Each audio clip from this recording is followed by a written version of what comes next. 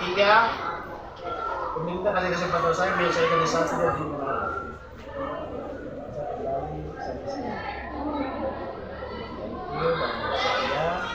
Saya program studi pendidikan olahraga dan kesehatan.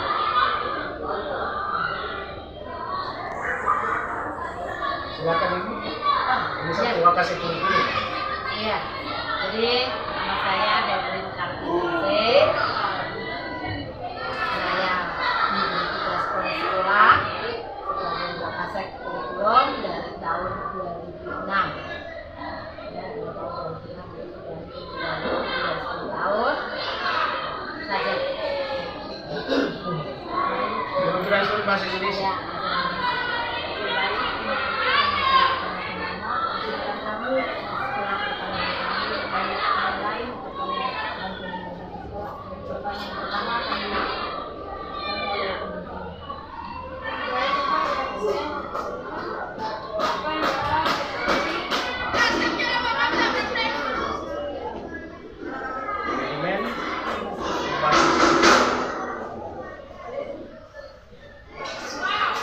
Jadi manajemen yang bagi sekolah yang ada di lingkungan sekolah, berarti kita mulai dari administrasi pendidikan. Jadi kita itu bukan hanya mendidik saja, mengajar dan mengajar. Jadi kalau seandainya besok kami tugaskan di kota masih tapi kalau seandainya satu ketika kamu ditugaskan ke kampung-kampung yang jauh dari kota, orang kampung tidak mau tahu bahwa kamu itu mengetahui semua hal yang terjadi. Biar dia kasih tahu di pinggir barat ke apa pun tidak tahu, mereka tahu apa. Orang sakit ke apa, kalau rumah sakit ke kau mereka bawa datang itu harus kamu yang harus rawat orang sakit. Makanya biasanya dikasih P3K itu yang pertama pada kecelakaan. Nah, jadi sebelum sampai di tempat kesehatan kamu harus rawat dia dulu. Anak sekolah yang bermain kena luka ke apa kamu harus. Jadi kita bukan tahu mengajarnya saja. Semua hal-hal itu kita harus selesai. Karena tugas di daerah pinggiran kota itu masih bagus dalam arti. Jadi manajemen itu harus dipahami semua sampai masuk ke kelas. Masuk ke kelas berarti kalau seandainya pembagian tugas dari sekolah, kau sebagai wali kelas, apalagi kelas besar ini, kita punya siswanya sudah 900 lebih itu harus kau punya manajemen tersendiri dalam arti bahwa dibagi kau punya absen, ya absen benar apa yang jadi jadwal mengajar, punya absen sendiri. Siswa berapa yang ada dalam kelas itu kita harus mengetahui apa nama dan asal jadi harus tahu sampai siswa sekian tiap hari kan harus tahu. Jadi itu sudah masuk dalam manajemen administrasi. Jadi kalau kita sekolah mereka tahu supaya ada kepala sekolah banyak. Siswa ini kenapa? Siswa ini dalam sekolah dia punya keadaannya begini. Harus tahu. Jadi di dalam kelas kalau masuk perhatian dan depan sampai belakang itu harus perhatikan siswa itu. Siswa semua datang itu sehat semua atau tidak, jadi karena sakit-sakit kalau paksakan dia langsung dia step di situ. Ya, kan kamu tidak tahu di kampung itu tidak tahu. Dia datang dengan kalau tajam ke apa? Itu. Jadi harus semua manajemen itu harus diperhatikan. Jadi kalau kita sudah dari dulu mengajar pendidikan masyarakat, kita ini bukan orang kantongan yang selalu menghadapi kertas putih, kertas komputer, kertas tidak ini. Kita ini berhadapan dengan manusia. Jadi kelas yang kamu masuk itu kamu harus selesai, ya selesai ya. Jangan saya masuk salah 20 siswa di bawah kamu. Jadi mulai dari dalam kantor sampai ke kelas sampai ke masyarakat. Ya kita sebagai manusia pasti harus berpikir dalam arti, apalagi yang dia semua ini masih muda, belum bisa tumbuh ke masyarakat. Makanya selalu kalau dikasih pakaian kita PPL kayak ini tentu perkenalkan diri.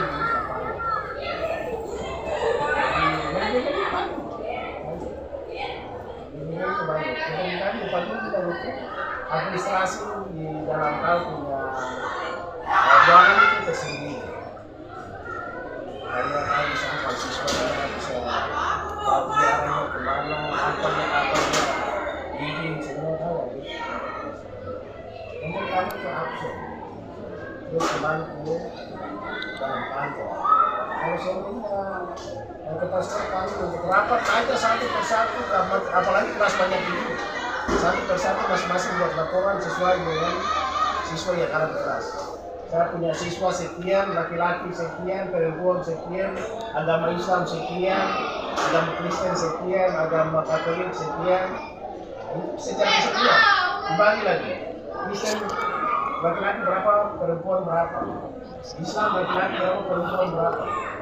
Dan itu harus diingat supaya waktu rapat ada laporan itu lengkap. Ya. Katolik siswa sekian, laki-laki berapa, perempuan berapa. Nanti setelah itu dibagi lagi. Papua berapa, non Papua berapa. Papua laki-laki berapa, Papua perempuan berapa. Non Papua laki-laki berapa, perempuan itu banyak. Jadi kalau tentang manajemen sekolah itu banyak. Nanti kita akan hadapi di dalam lapangan. Ini seperti itu ya.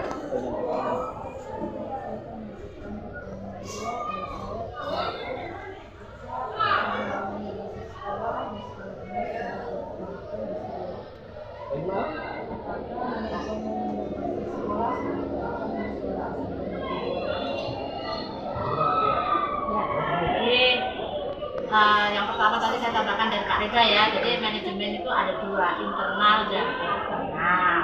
Internal itu yang di dalam sekolah, meliputi laboratorium, kemudian perpustakaan, kemudian hubungan antar guru kepala sekolah, kemudian dana, sumber dana operasional sekolah itu apa saja, terus kemudian evaluasi kita punya KBN itu internalnya, sedangkan eksternalnya itu di luar ya. Eksternal misalnya hubungan baik dengan masyarakat sekitar, kemudian hubungan baik dengan pemerintah daerah, dengan dinas, dengan masyarakat adat, pokoknya yang di luar hubungan kita dengan luar sekolah. Ya, terus apakah sudah dilaksanakan? Sudah. Kita punya perpustakaan ya, perpustakaannya ada pengelolaannya. Nah, ada pustakawannya walaupun dia bukan dari pustakawan, tapi ada, itu sudah kita terapkan. Kemudian yang kedua laboratoriumnya, ada pengelola laboratoriumnya, juga kita sudah kelola. Mata pelajarannya juga ada dan sudah kita kelola. Kemudian dari pembinaan tadi ya, internal ini ya, pembinaan juga ada, dana dari Musda dan dari DOS. Itu tiap tahun kita mengadakan rapat apa saja yang akan kita keluarkan. Dana itu dari mana? Misalnya kegiatan ini sebenarnya dari mana, ya. Terus kemudian evaluasi belajar. Jadi kita tiap bulan kita evaluasi Bapak Ibu guru mengajar bagaimana. Karena kan Bapak kepala sekolah ini kan maksudnya dia kan mau melihat semuanya. Jadi kalau Bapak Ibu guru ini bagaimana ya nanti beliau yang bisa memanggil atau menegur atau mungkin evaluasi lah. Ya, kemudian berikutnya misalnya dengan orang tua, dengan anak gitu ya. Anak, jadi misalnya kan anak itu namanya anak SMP banyak masalah. Karena mereka pancaroba, apakah istilahnya mereka ada dari banyak masalah yang harus pendekatan dengan sekolah dan orang tua. Seperti itu. Jadi apakah sudah diterapkan? Ya tentunya sudah.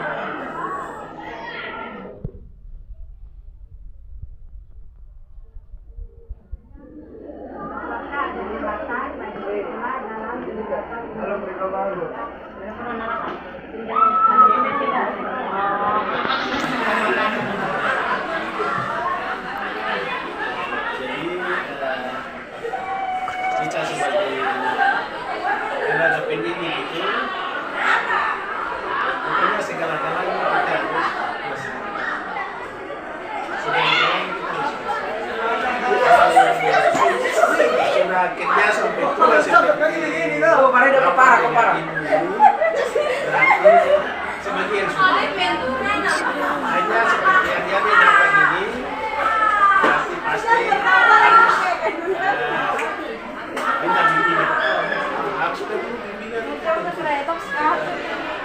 melaksanakan sesuatu dengan sendiri-sendiri.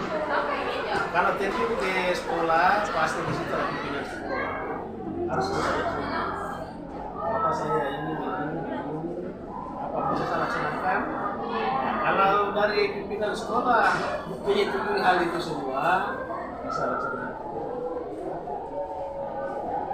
Jadi segala sesuatu itu harus bekerja sama dengan guru-guru setting.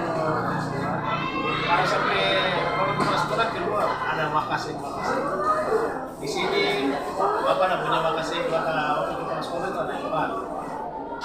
Jadi ini sudah termasuk anak sekolah. Nah, terus nanti wakil kepala sekolah urusan kesiswaan. 1000 siswa itu ada dalam minggu waktu saya semua. Ya. Saya mulai dari 2003 pindah ke sini, saya dari siswa sampai kemarin belum masuk baru dikenakan.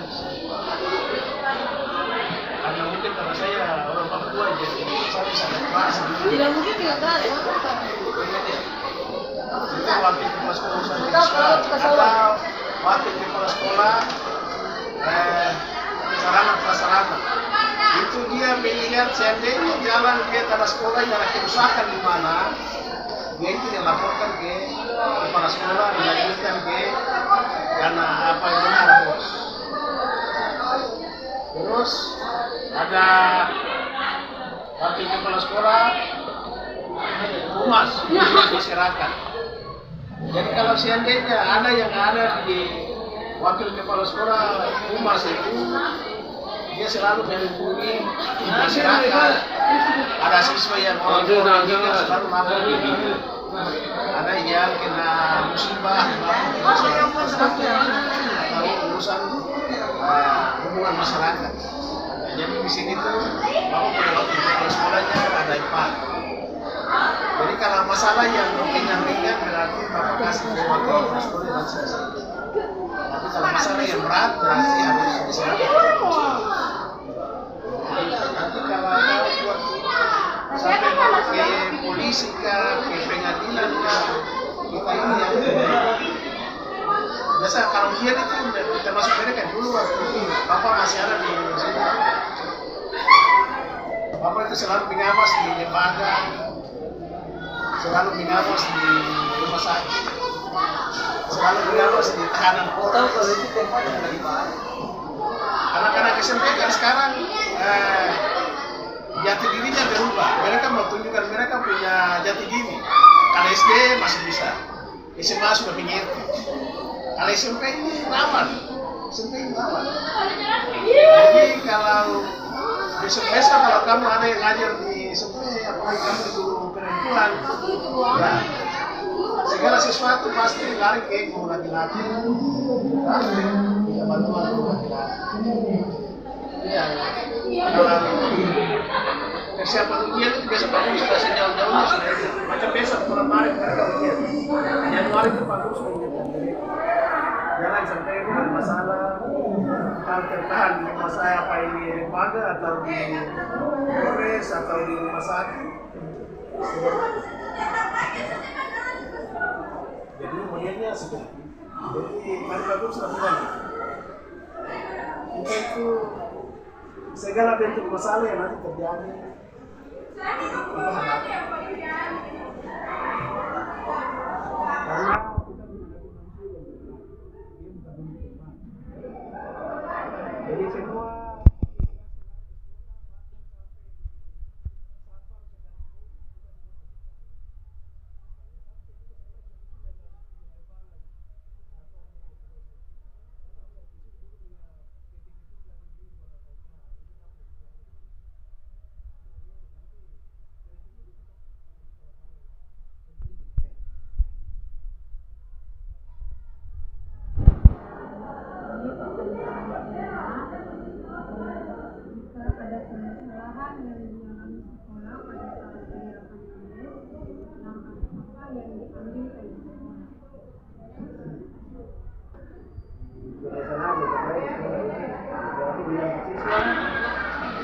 siswa yang guru yang orang tua yang murid itu begitu. Jadi kalau permasalahan yang terjadi di sekolah saya ingatkan kepada anak-anak di sekolah saja, jangan sampai melibatkan orang tua. Kalau melibatkan orang kedua dan orang ketiga kacau. Jadi biasanya kalau terjadi permasalahan seperti itu, siswanya ada paham. Paham dalam arti kita selesaikan rame, mereka kembali ke kelas. Tetapi kalau seandainya kita tidak perhatikan siswa itu, dia berlapor ke orang tua datang lagi, berarti sudah melibatkan orang ketiga. Nah, berarti kalau apa ini penyelesaiannya harus sama. Tetapi kalau seandainya orang tuanya keras kepala untuk diselesaikan secara adat, berarti sekolah lepas tangan. Ya, sekolah lepas tangan dibalikan ke adat. Silakan selesaikan di luar dulu. Selesaikan di luar. Sebab kita di sekolah bisa selesaikan masalah bayar dan bayar. Ya toh? Kalau seandainya anak yang luka, orang tua tentu harus bayar. Nah, kita harus kembalikan dia ke adat. Atau kembalikan dia silakan lapor ke polisi. Selesaikan orang tua datang di dalam silakan selesaikan anak-anak sebab kalau seandainya menurut pertanyaan tadi, kalau kita selesaikan di sekolah, jangan terapi itu mereka tanya. Kalau semua orang tua datang, kalau mereka setuju kita kasih gambar, bicara selesai dengan pernyataan, terutama yang nyata pernyataan, supaya mengikat mereka. Membuat sesuatu lagi itu, mereka sudah tahu. Akhirnya begitu selesai, mereka mandi. Tetapi kalau tadi sudah melibatkan orang ketiga ke depan itu berarti sudah benar.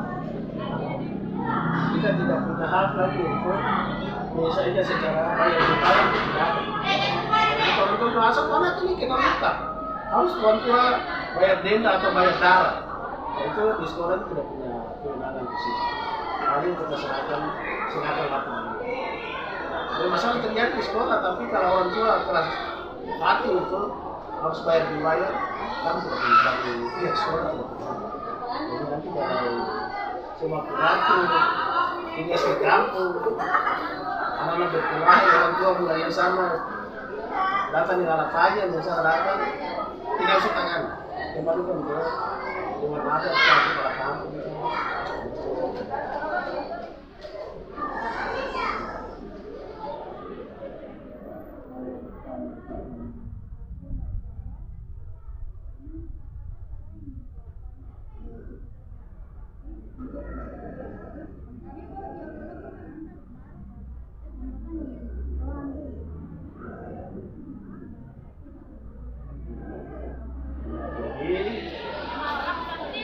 Tindakan yang kita ambil dari sekolah itu, tindakan yang preventif itu yang tadi Bapak sampaikan.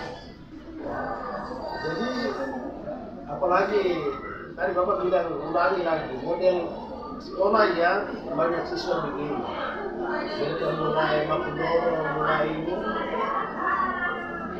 Kalau sampai terjadi permasalahan di sekolah antara Mapudoro, antara kalau masalah mereka dengan sekolah lain, aku terbicarakan itu semua. Kalau ini masalah sekolah di anak-anak di antara satu sekolah ini. Jadi kita tetap selesaikan, panggil siswanya, kita berhadapan. Kita menyelesaikan masalah. Tetapi kalau seandainya ada siswa yang contohnya dia kena luka. Sekarang itu ingin bisa komunikasi. Jadi kalau saya tahan dia, tapi kalau dia punya temannya telepon ke orang tua, saya pun datang. Tindakan yang kita ambil berarti kita harus mengambil jalan tengah. Jalan tengahnya anak harus kita amankan. Kita harus amankan. Setelah itu terus tapi kalau